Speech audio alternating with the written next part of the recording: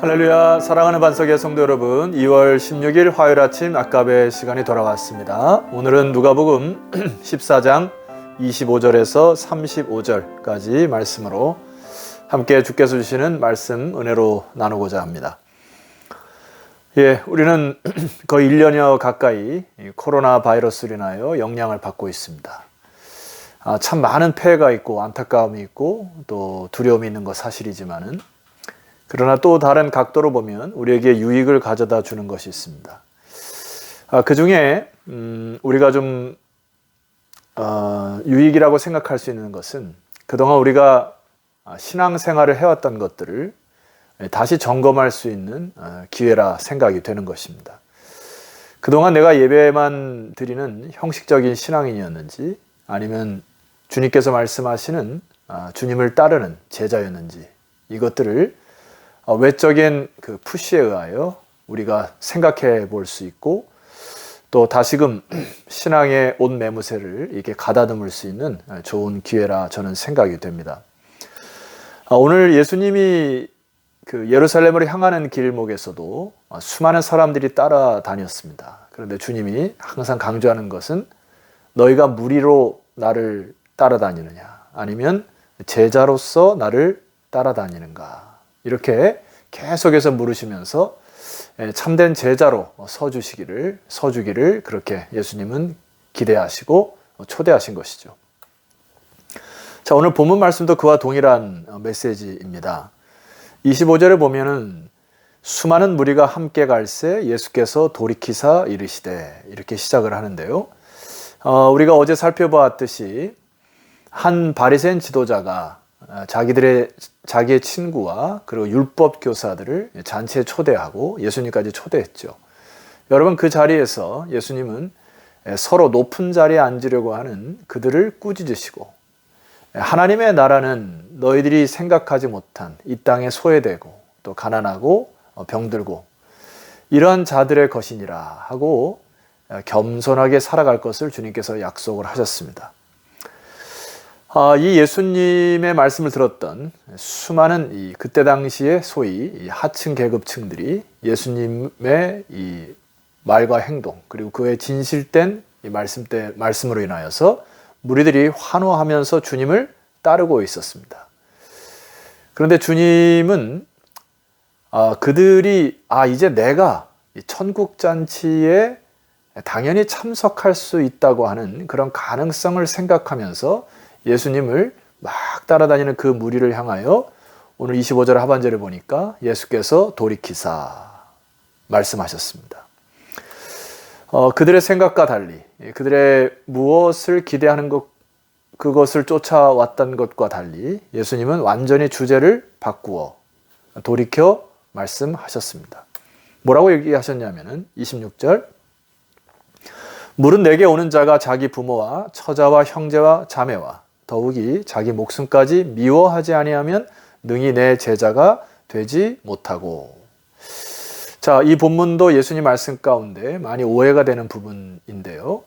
여기 미워하다라고 하는 단어, 이 미세이라고 하는 단어는 단순히 미워하는 게 아니라 비교급으로 사용하면, 해석하면 정확합니다. 그러니까 너가 너의 부모와 처자와 형제와 자매보다 더 나를 사랑하지 아니하면, 이런 뜻입니다.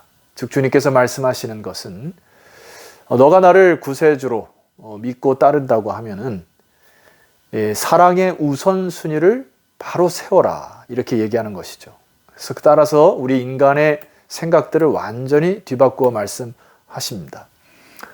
우리가 며칠 전에도 계속 살펴보았습니다마는, 예수님을 따른다고 하면서도 사람들이 핑계하며 하나님 나라의 잔치에 초청을 거부하는 것들을 여러분이 보았습니다. 어떤 사람은 자기 부모님을 장사하고 따르겠습니다 라고 하지만 속마음은 부모님의 유산의 마음을 두어 천국잔치를 거부했고, 어떤 사람은 소를 사서 이제 그 사업을 늘리려고 하는 그런 세상의 재리에 욕심이 빠져서 그것을 거부했고, 어떤 사람은 이 세상에 장가간다는 이유로 주님의 초청을 거부하여 그 천국잔치에 참여하지 못하는 경우를 볼 때, 너희들의 진정한 우선순위가 무엇인가?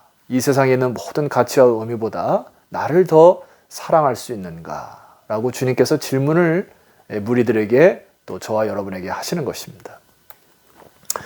그러면서 주님이 두 번째 또 이렇게 얘기하세요. 27절입니다. 누구든지 자기 십자가를 지고 나를 따르지 않는 자도 능히 내 제자가 되지 못하리라. 자, 주님을 따를 때 자기 십자가를 지라라고 하는 의미는 뭘까요? 여러분, 십자가의 의미는 그때 당시에 모든 사람들이 십자가를 진다는 의미는 대다수 알았을 거예요.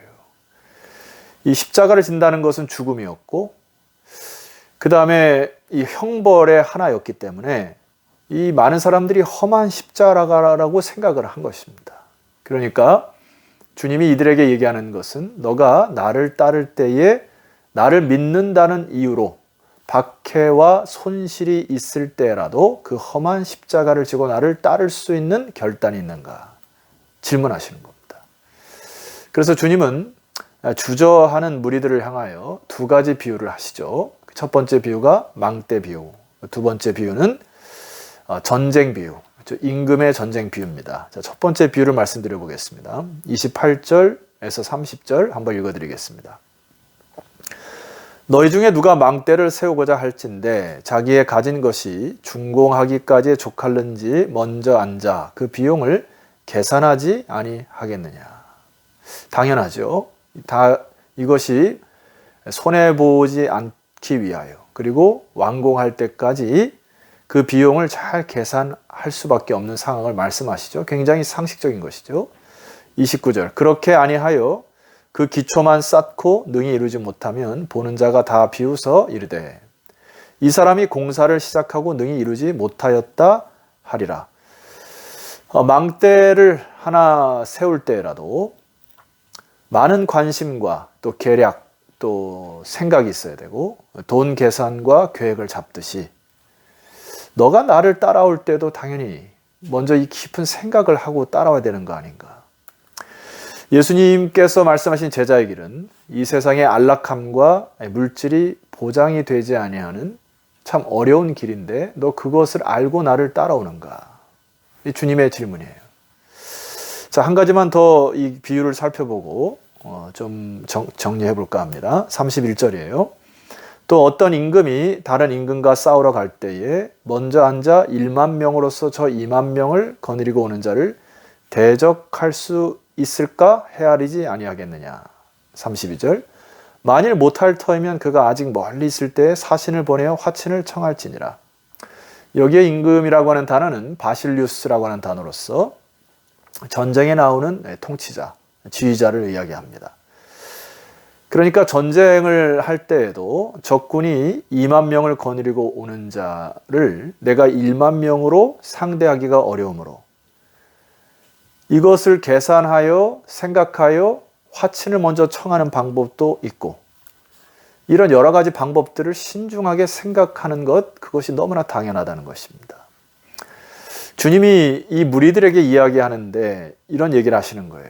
이제 나를 따라온다는 것은 영적 전쟁터에 들어올 것인데 너희들이 지금의 자세로는 안 되고 철저히 준비하고 따져보고 그 다음에 이 길이 정말 너희들이 생각할 때 축복의 길인지 영광의 길인지 궁극적으로 승리의 길인지를 잘 판단하라고 하는 주님의 메시지예요.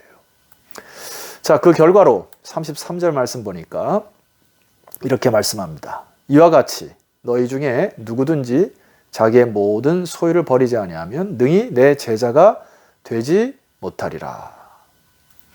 자, 여기 그 버리다라고 하는 단어는 아포타세타이라고 하는 단어인데요. 현재형으로 쓰여서 지금 당장 결단해야 될 것을 말씀하십니다. 그러나 이 부분은 누가복음 18장 22절에 보니까 부자 청년에 대하여 이제 자기의 재물을 쌓아놓고 걱정하는 이 재물을 쌓아놓고 이제 미래를 투자하려고 하는 이 자에게 주님이 이렇게 얘기하시죠. 네가 가진 것을 다 팔고 나를 좇으라 라고 하는 이 의미와는 조금 다릅니다. 그러니까 여기에서 주님께서 말씀하신 의미는 우리에게 너가 가진 모든 소유를 다 포기하고 나를 좇으라고 하는 의미보다는 이 세상에 대한 소유, 그리고 내가 쌓아놓은 내 재산, 그리고 내 것이라고 하는 그 집착, 그것에 대한 의식을 버리고 너에게 있는 모든 것을 주님의 것이라고 여기고, 이것이 바로 청지기 의식이죠.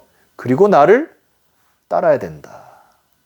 이 주권 이양이라고 말씀드리고 싶습니다. 여러분, 주님이 이것을 저와 여러분에게도 정확히 질문하시는 거예요. 너가 가지고 있는 모든 소유가 주님의 것임을 인정하고 나를 따를 수 있겠는가? 주님은 결론적으로 소금의 비유를 말씀하십니다. 한번 읽어드리겠습니다. 34절, 35절. 소금이 좋은 것이나 소금도 만일 그 맛을 잃으면 무엇으로 짜게 하리요? 35절. 땅에도 거름에도 쓸데없이 내버리느니라. 들을 귀가 있는 자는 들을지어다 하시니라.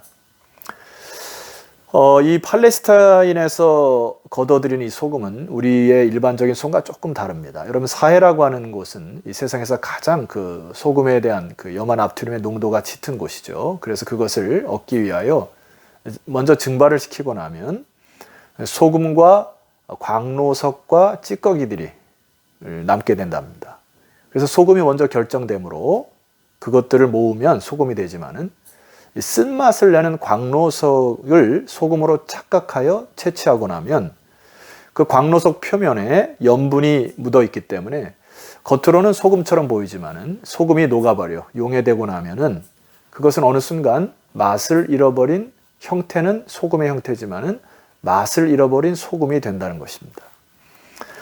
오늘 주님은 수많은 무리들에게 이렇게 말씀하는 것이죠. 너희들이 적당하게 그리고 적절히 거리를 유지하면서 제자됨이 없이 무리처럼 나를 따라오는 자들은 마치 이 맛을 잃어버린 소금과 같지 아니한가. 주님은 이렇게 말씀하시는 거예요.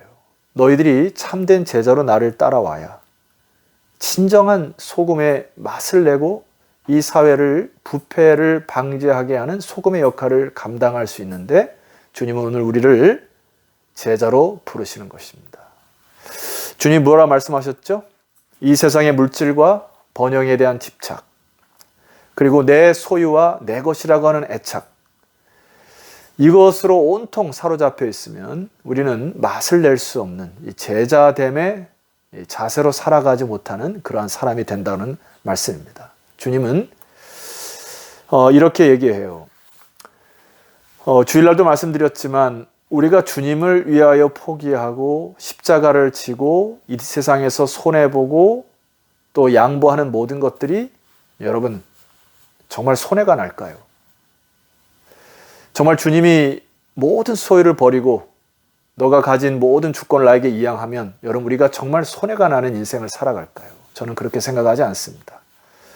주님은 반드시 주일날도 말씀드렸지만은 우리의 모든 아픔을 신원하여 주실 분이시고, 또 우리가 이 세상에 주님을 믿는다는 이유로 손해를 보고 때로는 상처를 받고 또 혹은 아픔을 받는 이 모든 것들을 주께서 갚아주실 분이시고, 또 이 세상에서 세상 사람들은 자기의 명예와 이름으로 돕기도 하고 구제하기도 하여 이 세상에서 갚음을 다 받지만은 주님께서는 하늘에 보화의 창고에 차곡차곡 쌓아 우리에게 아름다운 영광의 아침을 맞이하게 하실 주님이심을 꼭 기억하시고, 오늘 이 아침 주님께서 부르신 부르심에 초청에 응답하시는 여러분 되었으면 좋겠습니다. 주님은 무리로 주님을 따라다닌 자를 원치 아니하시고 참된 제자로 주님 앞에 서시기를 주께서 기대하십니다.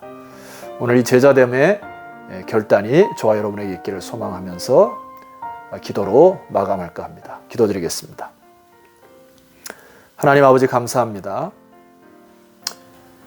참으로 이 어려운 시대를 지내지만 우리가 다시금 주님을 따르는 제자로의 부름에 묵상하고 또 결정하고 따를 수 있도록 허락하신 은혜 감사합니다. 이 방송을 듣는 모든 주의 백성들이 이 세상의 소유에 대한 집착과 내 것에 대한 애착을 벗어버리고 주님을 따르는 참된 제자들이 다 되게 하옵소서. 예수 그리스도의 이름으로 기도드렸사옵나이다. 아멘. 자, 성도 여러분, 내일 아침은 누가복음 15장으로 찾아뵙도록 하겠습니다. 내일 뵙겠습니다.